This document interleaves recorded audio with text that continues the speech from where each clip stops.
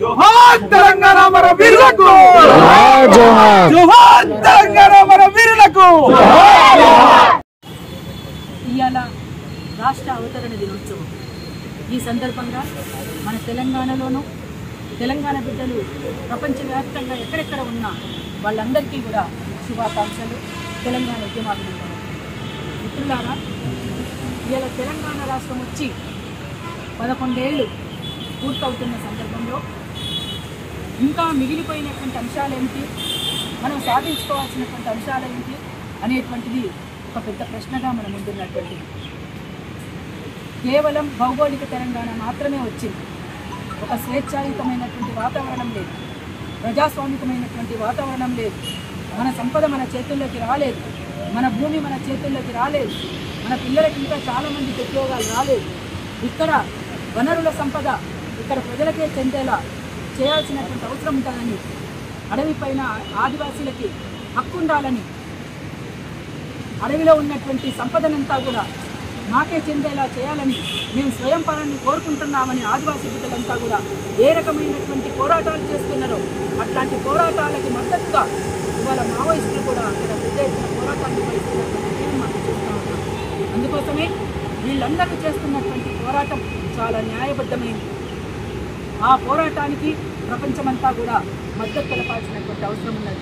అందుకోసమే మిగిలిపోయినటువంటి అంశాలపైన మనమంతా కూడా తప్పనిసరిగా పోరాటాన్ని ఎక్కువ పెట్టాల్సినటువంటి బాధ్యత మనందరి మీద ఉన్నది అని చెప్పేసి ప్రజలందరూ కూడా ఆలోచించాలి. కేవలం రాష్ట్రం వచ్చింది అయిపోయింది ఇంకా ఏం లేదు అనుకోవడానికి వీల్లేదు.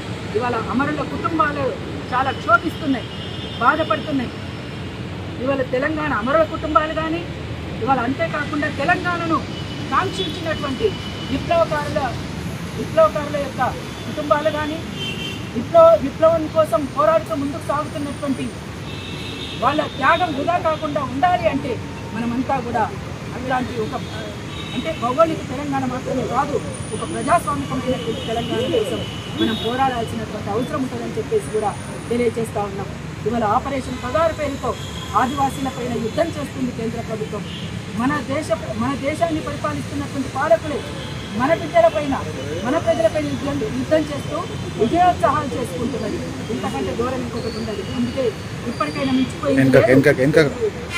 ఆపరేషన్ పగార్ను వెంటనే నిలిపివేయాలని, ఒక శాంతియుతమైనటువంటి వాతావరణం నెలకొనేలా మావోయిస్టులతో చర్చలు జరపడానికి సిద్ధపడాలని, అంతేకాకుండా ఇంతకాలం జరిగినటువంటి ఘటనలన్నిటిపైన సుప్రీంకోర్టు సిట్టింగ్ జడ్జి చేత న్యాయ విచారణ జరిపించాలని, అక్కడ ఉన్నటువంటి పోలీసు బలగాలన్నింటినీ కూడా వెనక్కి రప్పించాలని చెప్పేసి కూడా మనమంతా కోరుకోవాలి. మనమంతా కేంద్ర ప్రభుత్వానికి విజ్ఞప్తి చేయాల్సినటువంటి అవసరం ఉంటుంది. అందుకనే తెలంగాణ అమరుల త్యాగాల సాక్షిగా ఇక్కడ మనమంతా ప్రతినబూనాలి. తెలంగాణకు జరుగుతున్నటువంటి అన్యాయం పట్ల ఇవాళ ఇక్కడ ఉన్నటువంటి ప్రభుత్వం కూడా వాళ్ళు పెట్టుకున్నటువంటి 7వ అంశంలో ఒక ప్రజాస్వామికమైనటువంటి వాతావరణాన్ని మేము నెలకొల్పుతామని చెప్పేసి వాళ్ళు పెట్టుకున్నటువంటి దాంట్లో కూడా ఖచ్చితంగా ఇక్కడ ఉన్నటువంటి ప్రభుత్వం కూడా ఆలోచించాలి. స్వేచ్ఛాయుతమైనటువంటి వాతావరణం లేదు, ప్రజాస్వామికమైనటువంటి వాతావరణం లేదు. అట్లాంటి వాతావరణం అంటే ఊరేగింపులు ఉండాలి, నిరసన తెలుపుకునేటువంటి హక్కు ఉండాలి. ఎందుకని ఇవాళ 75 ఏళ్ల స్వతంత్ర భారతం అని చెప్పబడుతున్నటువంటి భారతదేశంలో ఇప్పటికీ కూడా మనం జీవించే హక్కు కోసం పోరాడేసేటువంటి దుస్థితిలో మనం ఉన్నాము. ఇవాళ రాజ్యాంగబద్ధంగా మీరు పరిపాలన కొనసాగించాలనుకుంటే ఖచ్చితంగా ఇవాళ రాజ్యాంగాన్ని మీరు అమలు చేయండి. సుప్రీం కోర్టులు చెప్తున్నటువంటి విషయాల్ని మీరంతా కూడా పరిగణలోకి తీసుకోండి. కోర్టును ఉల్లంఘిస్తున్నారు, రాజ్యాంగాన్ని ఉల్లంఘిస్తున్నారు. ఇది సరైనది కాదు, ఎవరికీ సరైనది కాదు. అందుకని ఎవరి ప్రాణాలు కూడా ఇంకొకటి కూడా పోరాటం లేదు.